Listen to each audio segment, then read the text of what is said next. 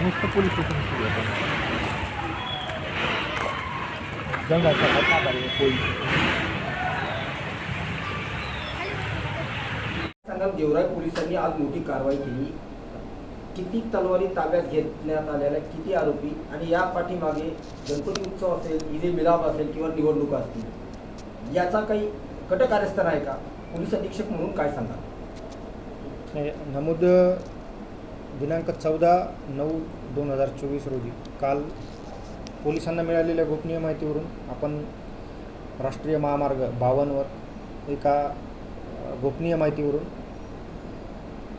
जी कारवाई केली त्यात आपल्याला 18 तलवारी ह्या एका इसमाकडून मिळालेल्या आहेत आणि संबंधित व्यक्तीला आपण ताब्यात घेतलेले आहे. आणि ह्याच्या मागचा हेतू काय होता किंवा त्याबाबत काय आहे याबाबतचा आमचा पुढील तपास सुरू आहे. परंतु सध्या आपण 18 तलवारी, एक मोटरसायकल आणि एक आरोपी असं ताब्यात घेतलेलं आहे आणि गुन्हा दाखल करून पुढची आपली तपासाची किंवा चौकशीची जी प्रक्रिया आहे ती सुरू आहे. संबंधित कारवाई ही माननीय पोलीस अधीक्षक पोलीस अधीक्षक श्री बारगळ साहेब, अन्य अप्पर पोलीस अधीक्षक श्री सचिन पांडकर साहेब आणि पोलीस स्टेशन गेवराईचे P I Shri Bangar, API Lanke आणि API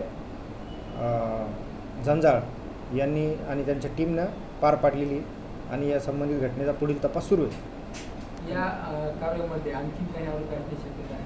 आता सध्या नेमकीच गुन्ह्याच्या तपासाला सुरुवात झालेली, त्यामुळं आम्ही पुढच्या बाबतीत सध्या काहीही बोलू इच्छित नाही. हे तलवारी नेमके कुठून आले असं तुम्हाला वाटतं? सध्या प्राथमिक चौकशीवर तपास आहे. या बाबतीत जशी माहिती मिळेल त्या हिशोबाने आम्हाला आपल्याला पुढील माहिती कळवू. सर, आरोपीचं नाव सांगा. तुम्हाला जी प्रेस नोट देण्यात आलेली आहे त्यानुसार आपण